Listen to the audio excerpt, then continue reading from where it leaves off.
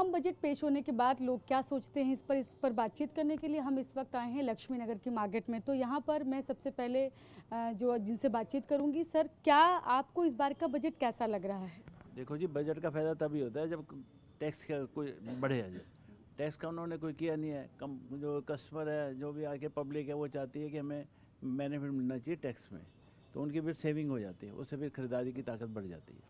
लेकिन इस बार दवाओं की बात करें, अगर हम बात करते हैं टेक्सटाइल पार्क बनाया जाएगा, उसके अलावा इलेक्ट्रॉनिक सामान सस्ता हो, इसके लिए भी सरकार ने तमाम चीज़ें कोशिश की। अब उसके लिए तो एक आम पब्लिक के लिए तो ये है नहीं, बड़े बड़े जगहों पे ही होता है ये, कोई आम छोटी छोटी जगहों पे तो होता नहीं है जिसका इफेक्ट होगा। और कह रहे हैं मोबाइल उत्पादन में 30 गुना बढ़ोतरी की बात की जा रही है, जो प्रयास कर रही है उससे उसका इफेक्ट आगे जाके होगा ना, अभी इमीडिएट तो होगा नहीं। जब टाइम टू टाइम उनकी फैक्ट्रियाँ लगेंगी, सामान बनेगा, तभी जाके इफेक्ट होगा। अच्छा, तो और भी लोग जो उनसे बातचीत करते हैं, आप कैसे देखते हैं इस बजट को? धरा जी, हाँ, आप कैसे देखते हैं इस बजट को? मिडिल क्लास नाम भी बताइएगा अपना। अजीत मेरा नाम है। जो मिडिल क्लास है ना, वो जैसे सर ने कहा कि टैक्स के उसके सोचता है कि थोड़ा सा हमें रिबेट मिल जाए, और जब हमारा पैसा बचेगा तभी हमारी मार्केट में परचेजिंग पावर भी बढ़ेगी। हमारे पॉकेट में अगर पैसा होगा तभी हम खरीद सकते हैं ना। और बाकी जो ये स्लैब बनाए गए हैं उसके अकॉर्डिंग हर आदमी सोचता है कि चीज़ें सस्ती होंगी। अब पीछे जब टैक्स का स्लैब थोड़ा सा कम हुआ था जीएसटी का, तो काफ़ी इम्पैक्ट पड़ा था उसके बाद, लेकिन अब धीरे धीरे फिर उस चीज़ को, कॉपर महंगा हो गया तो चीज़ें इंक्रीज फिर होना स्टार्ट हो गई। मिडिल क्लास के लिए वहीं आके वो फिर स्टैंड कर रहा है। लेकिन आम करदाता जो है उसके लिए तो कहेंगे कि कहीं ना कहीं सरल किया गया है, और कह रहे हैं कि जो आवेदन फॉर्म था, जो टैक्स भरते थे, उसको भी बहुत आसान किया गया है। हाँ, वो थोड़ा सा इनको जो बहुत ज़्यादा पेपर वर्क था उसको सॉर्ट आउट किया गया कि इजीली वे में वो पे कर सके।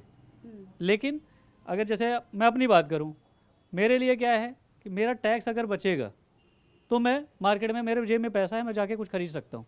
और जो मैं टैक्स ही पे कर रहा हूँ तो उसमें कहाँ से आएगा? और जो इम्पैक्ट आप कह रहे हैं, ड्यूटी कम हुई है, ड्यूटी अब आज से अगर कम हुई किसी चीज़ पे और कॉपर के रेट बढ़ गए तो मेरे पॉकेट से तो पैसा जा ही रहा है ना मैडम। यहाँ से कम हुआ और यहाँ बढ़ गया, तो अगर वो दोनों इम्पैक्ट पड़ेगा तब जाके मेरे को फ़र्क पड़ेगा, अदरवाइज़ तो सेम ही दिख रहा है। ऐसा बहुत ज़्यादा इम्पैक्ट तो नहीं दिख रहा है इसमें कहीं अभी करंट में। अच्छा, इस बार हम बात करते हैं कि तो लड़कियों की शिक्षा को देखते हुए भी तमाम चीज़ें की गई हैं, जो कहा गया है कि हर ज़िले में एक गर्ल्स हॉस्टल बनाया जाएगा। तो इस तरह की चीज़ें जो हैं, शिक्षा हो, स्वास्थ्य हो, या फिर तमाम जो इलेक्ट्रॉनिक्स आइटम के लिए बात करें, या टेक्सटाइल पार्क की, तो तमाम छोटी छोटी चीज़ें भले हों, लेकिन वो इम्पैक्ट हो सकता है कि कुछ और उसमें कुछ अच्छा बड़ा दिखे।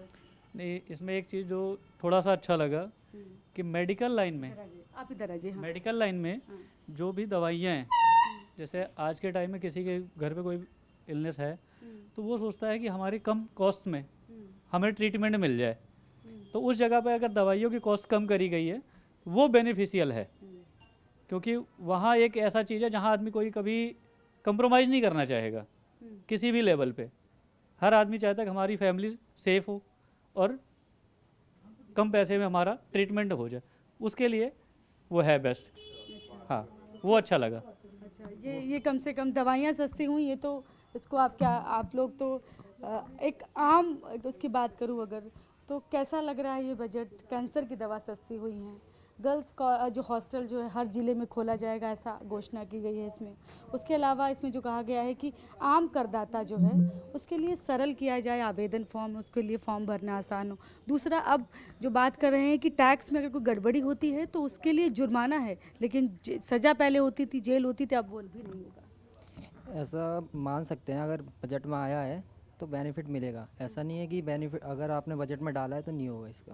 अच्छा, तो क्या टैक्स स्लैब तो ऑलरेडी पिछली बार ही इतना 12 लाख तक कर दिया गया था, इसलिए उसमें कोई बड़ा बदलाव नहीं देखने को मिला। देखिए, आम आदमी जो है 12 लाख से ऊपर वैसे कमाता भी नहीं है, ठीक है। अगर टैक्स स्लैब में अगर बदलाव करते भी हैं, अब 14 लाख करते हैं, 15 लाख करते हैं, तो इससे नॉर्मल जो बंदे हैं उन्हें कोई मतलब बेनिफिट नहीं मिलेगा।